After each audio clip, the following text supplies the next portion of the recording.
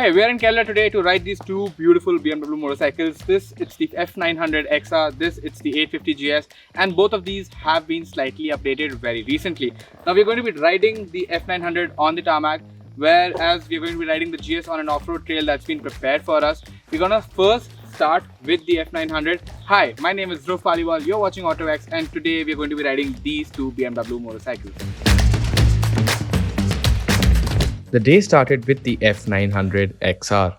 BMW's adventure tourer has become a much better proposition than its BS4 days, as it not only became less expensive than before, but it also gets a bunch of kit as standard. This is the very definition of a win-win situation. As far as riding it goes, the F900XR might have an intimidating stance and over 100 brake horsepower of power, but swing a leg over it and you immediately feel at home in the saddle.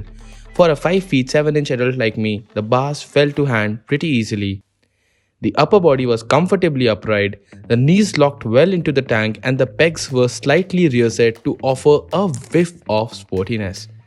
The engine is pretty much the same as before, but you do appreciate the different power modes, traction control and the cornering ABS settings, as they saved my bacon every time I got a little overzealous with the throttle or the brakes, especially in a corner.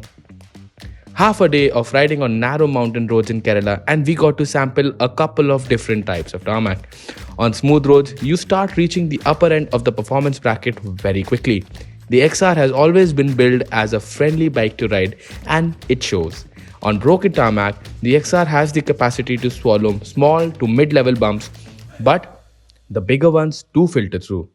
I felt a little apprehensive about the tires on such broken roads, but surprisingly, after days of riding, BMW Motorrad didn't experience any kind of tire failure on any of the motorcycles that the journalists were riding. I did face a couple of issues on the motorcycle though. Firstly, it wasn't a comfortable experience for me to ride the F900XR standing up. And secondly, if you're ever going to ride it wearing motocross boots, then the foot controls are going to take a little getting used to. Overall though, the F900 allows you to get really comfortable quickly, and it allows you to have fun even if you are a novice rider, and that's a big plus for the motorcycle. But little did I know, a lot more fun was waiting for me once I crossed over from tarmac to trails.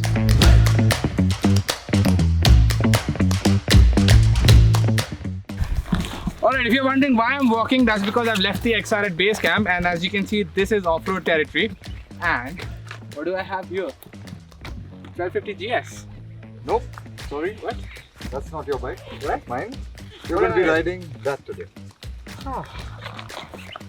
Okay, BMW wants us to ride the 850GS, and that's what we're gonna do today.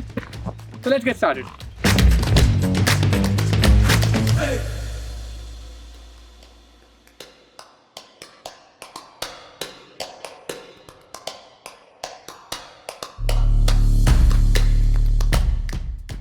The F850GSA is what I was riding for the off-road half of the day. I did sample the 850GS also, but I found the larger GSA more to my liking.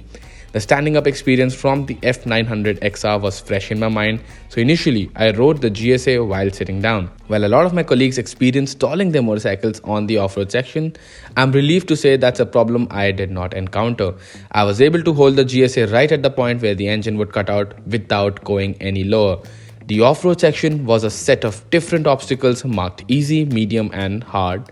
In all, I climbed a small mountain, came back down, cruised through some evenly paved dirt paths, rode up a moss-covered stony section, which was the hard obstacle, before finally entering the slush pit. The 850GSA was able to walk through every obstacle like a breeze, which made me wonder how easy would it be on the 1250GSA that our instructor Chaco was riding. But I will leave that for another day. While I never switched off the traction control on the F900XR, I was able to do that within an hour of riding the GSA.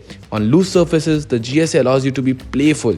If you keep the traction control on the less intrusive end, it allows you to pull big power slides and plaster a huge grin on your face. Ultimately, we rode both the motorcycles for a very short period and in very limited conditions, which means it's not enough to tell you how these two motorcycles would act as everyday companions. However, for a day in Kerala in the lap of nature, they were immensely playful and fun. That was all for this video. Thank you so much for watching. If you like the video, do like it, share it with your friends and subscribe to the channel for more such fun automotive content.